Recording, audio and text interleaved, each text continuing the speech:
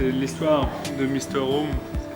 L'idée c'est que Mr. Home, il vient d'une planète où il y a deux horizons. Le premier horizon, l'arc-en-ciel, où il y a toujours des objets qui bougent. Et puis un deuxième horizon, c'est comme un grand miroir. Et en fait, c'est la planète des jongleurs et des magiciens. C'est la planète Kaya. Et sur la planète Kaya, il y a toujours des spectacles, les gens sont toujours déguisés. Et un jour, il y a eu un grand cataclysme sur la planète Kaya. Tous les objets qui étaient en l'air, vu qu'il y a des spectacles en permanence, sont tombés au sol. À cause de la gravité, ils restaient au sol, on ne pouvait plus jouer, on ne pouvait plus jongler. Et Mr. Home, en fait, c'est l'ambassadeur de la planète Kaya sur la Terre. Il vient montrer comment sa vie était là-bas. Et par l'échange de la joie et de bonne humeur des gens qui regardent le spectacle, ça donne des bonnes vibrations pour qu'à nouveau les objets de la planète s'élèvent et que le cataclysme s'évapore.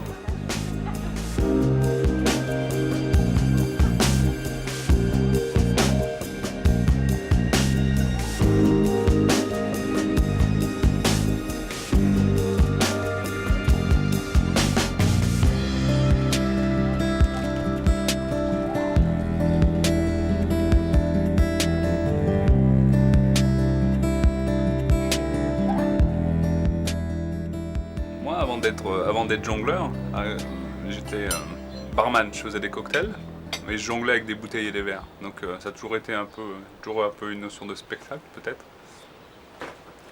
Quand j'étais à Londres, on était dans un bar où ils m'ont appris à manier des bouteilles, des verres, à jongler, etc. J'ai fait ça pendant pas mal d'années. Jusqu'à arriver à Saint-Martin où j'ai commencé un peu plus à jongler avec d'autres choses que des bouteilles et puis que j'ai arrêté de faire du bar. Et de boire de l'alcool aussi. Un métier, ouais, c'est difficile à dire, savoir si c'est un métier. Ouais, un métier, on peut dire ça.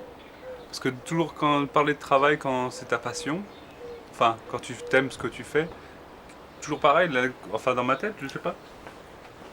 La connotation de travail, ça veut dire toujours quelque chose que t'as peut-être pas forcément envie de faire ou que tu te forces à faire. Tandis que nous, bah, on fait ce qu'on aime et puis bah merci quoi.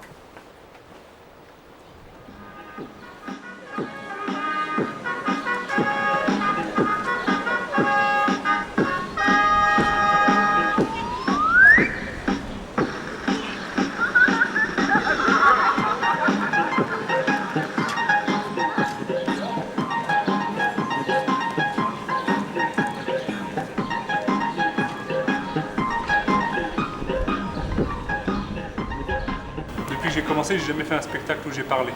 Ça a toujours été des spectacles visuels. Essayer de toucher les gens avec d'autres sens que l'oreille.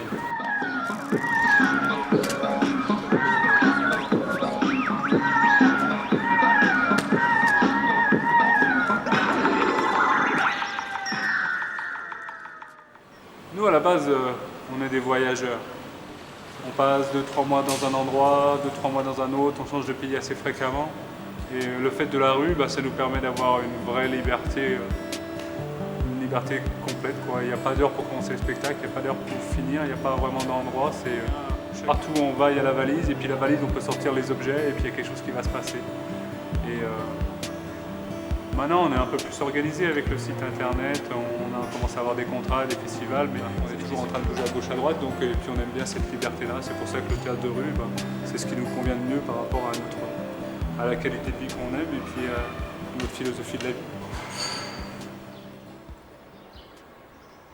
C'est bien d'attirer l'attention quand on fait des spectacles dans la rue, évidemment. Et puis après, voilà, mais juste d'un coup de baguette magique à couper. C'est marrant. Les deux côtés de l'eau.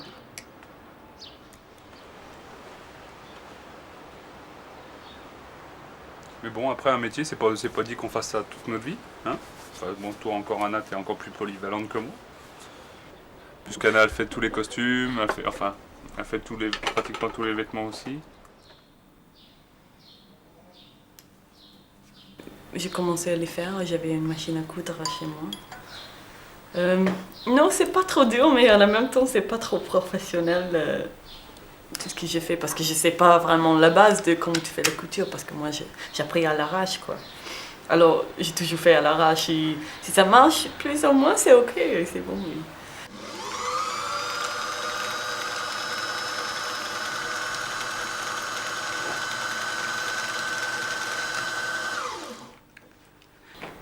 Je n'achète jamais de vêtements.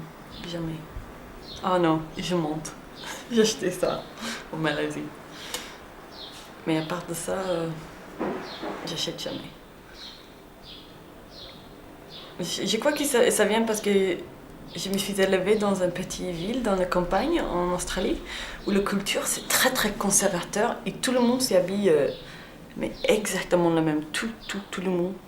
Et ça m'a toujours donné envie de ne pas m'y habiller comme tout le monde. Jamais. J'ai jamais pensé que je pouvais gagner. Ouais, non, j'ai même pas pensé en gagner d'argent avec ça parce que je l'ai fait toujours parce que je l'aime. Mais c'est pas une chose évidente que tu peux gagner de l'argent avec ton art. Avec surtout faire le spectacle, c'était toujours mon argent ou on a pris de l'argent d'une corporation ou n'importe quoi pour faire nos spectacles. Mais avant de rencontrer Ludo, je crois que j'ai jamais gagné d'argent en train de faire le spectacle. Alors c'est vraiment une vie différente là maintenant. Et ça c'est une partie pourquoi nous sommes ici, parce que en France c'est tellement possible de vivre comme ça, avec tous les festivals qu'il y a et tout. C'est super. Ça te manque pas, ta famille? Non. Je les aime beaucoup, mais non, ça ne m'est jamais manqué. Oui, mais en fait, ça c'est que quelques mois depuis que j'étais là. Voilà. Non, ça ne va pas me manquer. Et surtout là, maintenant qu'on va partir, quand je reste trop de temps ici, je pense, vraiment, qu'est-ce que j'ai fait ici à Lyon? Alors c'est ça, quand je pense, tous ces beaux gens que je connais là-bas, pourquoi je suis ici, pourquoi je ne suis pas là-bas? Mais en tant que je suis en train de faire quelque chose de très nouveau, intéressant, ça ne me manque jamais, quoi. Moi, ça fait plus de 10 ans que j'ai pas habité ici. Et chaque fois que je reviens, ça me fait toujours un petit peu bizarre. J'y passe pas beaucoup de temps, mais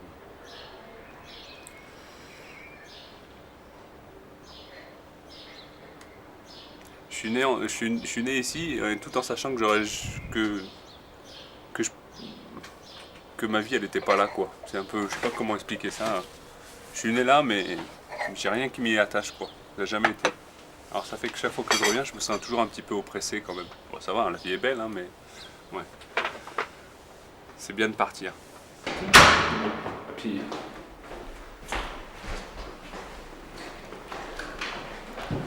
Pourquoi à pied? pourquoi à pied?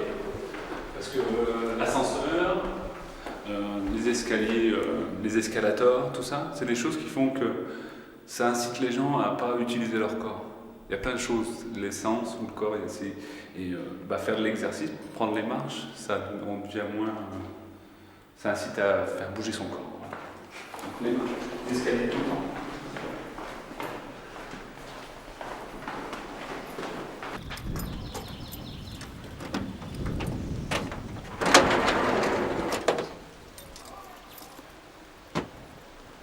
Venez. C'est la maison. La vraie. On s'est aménagé un petit palais sur roue. Donc voilà, celui-là, super espace pour dormir. Les tiroirs qu'on a fabriqués nous-mêmes. Surtout que moi, je ne suis pas doué pour me planter une vis ou quoi que ce soit. Mais Anna c'est une fille super polyvalente, quoi. Elle fait de la couture, c'est bricolé. Celle qui s'occupe de tous les graphismes du site internet. Et en plus, bon, voilà. Là, c'est une photo qui a été prise l'année dernière à Hambourg. Et puis là, on a la petite fenêtre pour vérifier que tout se passe bien dans le cockpit. La classe, quoi.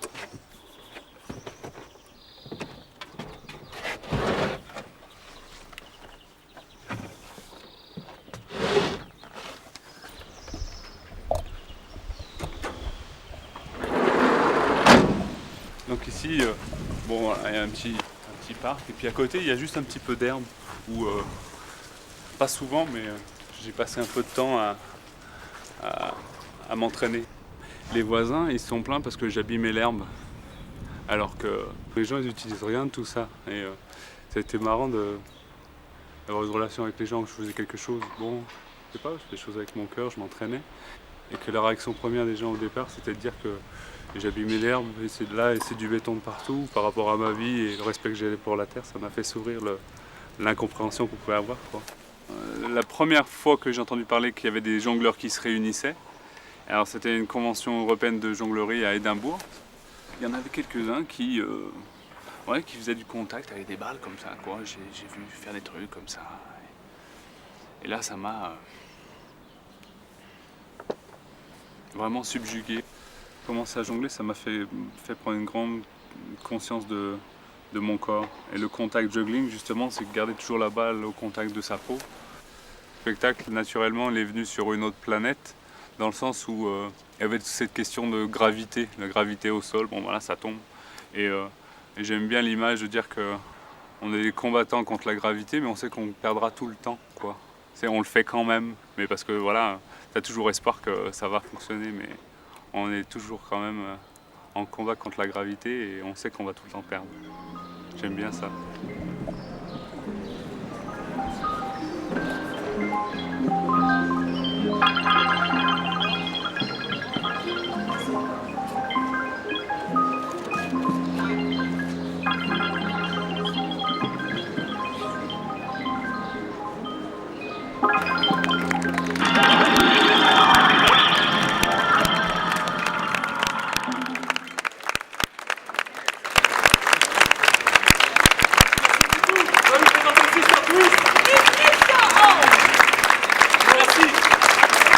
Tous les deux de la planète Kaya. La planète Kaya en ce moment, elle est juste au-dessus de nous. Sur notre planète, on est artistes de rue, c'est comme ça qu'on gagne notre vie. On a entendu dire, il y a une rumeur dans la galaxie, les gens de la planète Terre, c'était des gens très, très, très généreux.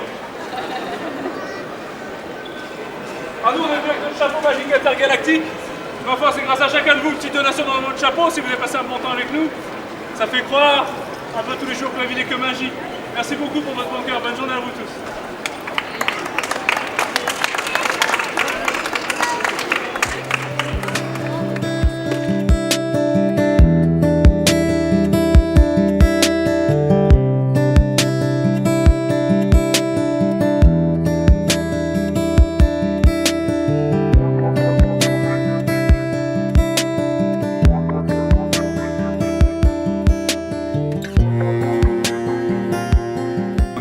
Des gens de la planète Kaya dans tout l'univers et qu'on essaie d'apporter de la bonne humeur et de la joie qu'on retransmet pour donner à notre planète une floraison.